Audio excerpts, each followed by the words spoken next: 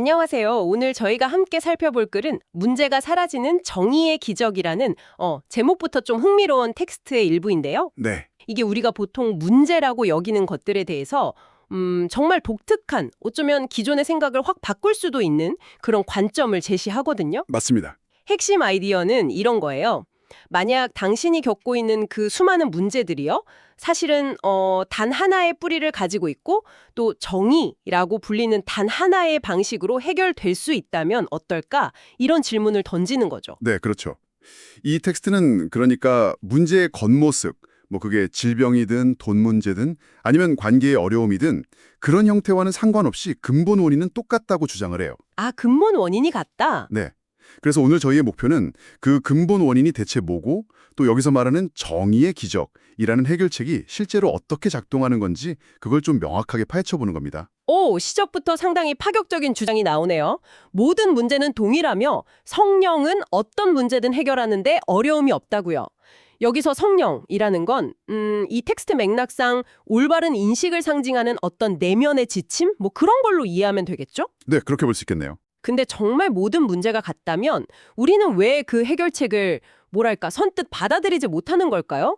이 글에서는 문제의 본질이 누군가가 손해를 봐야만 당신이 이득을 얻는다는 그런 약간 제로섬 게임 같은 요구라고 지적하는데요. 맞아요. 이게 정말 우리가 겪는 모든 갈등의 그 핵심일 수 있을까요? 그렇죠.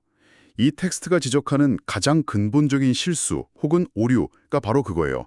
손실이라는 게 실제로 가능하고 심지어 그게 누군가에게는 이득이 될 수 있다고 믿는 생각, 바로 그 자체라는 거죠. 아, 그 생각 자체가 오류다. 네, 그리고 이 생각이 바로잡힐 때, 그러니까 관련된 모든 사람들이 아무것도 잃지 않는 방식으로 상황이 재해석될 때 문제가 이제 본질적으로 사라진다고 설명을 해요.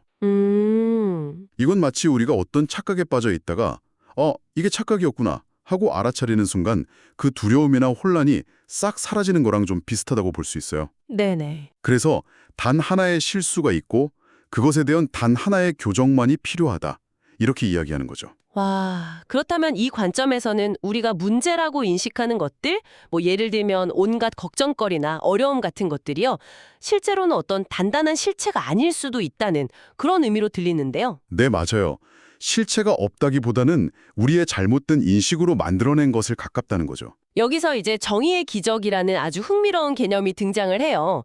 이 기적이 모든 실수, 그러니까 모든 문제들을 바로잡을 수 있다고 하는데 정확히 어떤 원리로 작동하는 걸까요? 정의의 기적은요, 이게 재밌는데 문제의 크기가 얼마나 크냐, 작냐, 혹은 얼마나 심각하냐 이런 걸 전혀 판단하지 않아요. 아, 판단하지 않는다? 네, 대신에 그 문제가 신의 아들, 그러니까 이 텍스트에서 말하는 우리 모두의 본질적인 순수함과 완전함에 어긋나기 때문에 이건 부당하다, 그래서 이건 진실이 아니다 라고 그냥 인식하는 거예요. 그냥 그렇게 인식하는 것만으로요? 네, 중요한 건 바로 그 인식의 전환 자체가 고통을 해소하는 힘을 가진다고 보는 점이에요. 여기서 정의는 전체적이다라는 개념이 또 중요해지는데요. 전체적이다. 네, 부분적인 정의란 있을 수 없다는 뜻이에요. 마치 방을 청소할 때 구석구석 다 해야 깨끗해지는 것처럼 어떤 문제는 해결하고 어떤 문제는 그냥 남겨두는 식으로는 진정한 해결이 어렵다는 거죠. 아, 듣고 계신 분들은 어떻게 생각하실지 궁금하네요. 왜 우리는 어떤 문제들은 이건 내가 해결해야 돼 하면서 막 붙잡고 있거나 아니면 이건 도저히 해결될 수 없어 라고 단정 지어버리는 걸까요? 이거를 보면요, 우리가 어떤 불의, 그러니까 과거의 상처나 원망 같은 것들을요, 스스로를 보호하기 위해서 이게 꼭 필요하다고 믿기 때문이라고 지적해요. 네, 그렇죠. 방어 기제처럼요. 네. 그리고 바로 그 믿음이 문제 해결을 딱 가로막는다고 하고요. 근데 또 흥미로운 게 다른 사람에게서 어떤 비난거리 대신에 완전한 죄 없음, 그러니까 그 사람의 본질적인 순수함을 보려는 노력을 특별한 기능이라고 부르더라고요. 네, 특별한 기능. 그리고 이게 바로 희생이나 손실이라는 개념 자체를 무의미하게 만든다고 연결을 시켜요. 맞습니다. 모든 문제에 대해서 이런 교정, 이런 새로운 시각을 기꺼이 받아들이기로 선택할 때 그때 찾아올 수 있는 어떤 해방감 같은 걸 상상해 볼 수 있겠죠. 네. 텍스트는 더 이상 어떤 형태의 고통도 매력적으로 보이지 않게 될 거라고 말해요. 와, 성령, 그러니까 그 올바른 인식의 관점에서 보면요. 아무리 커 보이는 문제라도 사실은 그냥 곧 치유될 작은 상처에 불과하고 결국에는 완전히 잊힐 거라고 합니다. 작은 상처일 뿐이다. 네.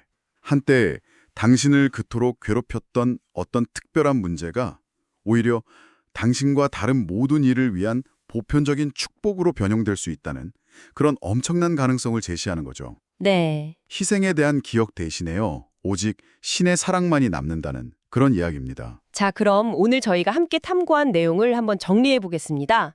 이 텍스트에 따르면 우리가 겪는 모든 문제는 근본적으로 손실이 가능하다는 단 하나의 잘못된 믿음에서 비롯된다는 거고요. 네, 그렇죠. 그리고 이 모든 문제는 정의, 즉 모든 존재의 본질적인 무죄함과 희생 없음을 인식하는 것을 통해서 부분적이 아니라 전체적으로 해결될 수 있다는 아주 급진적인 관점을 제시했습니다. 맞아요. 그리고 당신 안에 있는 그 특별한 기능, 다시 말해 다른 이에게서 순수함을 보려는 의지가 바로 이 기적을 현실로 가져오는 열쇠라고 말하고 있습니다. 네. 마지막으로 한번 스스로에게 던져볼 만한 질문을 남겨드리고 싶어요. 이 텍스트의 주장처럼 우리가 정의를 두려워하는 대신에 사랑하게 될 때, 비로소 신, 즉 궁극적인 실제나 평화를 기억할 수 있다면 당신의 관점을 바꾸는 것이 과연 어떤 의미를 가질까요? 만약 당신이 마음 깊은 곳에서 진정으로 이 교정을 원한다면 당신과 그 평화 사이에 놓인 것처럼 보였던 그 모든 장벽들이 정말 그저 사라져버릴 수도 있을까요? 와. 이 가능성에 대해서 한번 깊이 생각해 보시는 것도 좋지 않을까 싶습니다.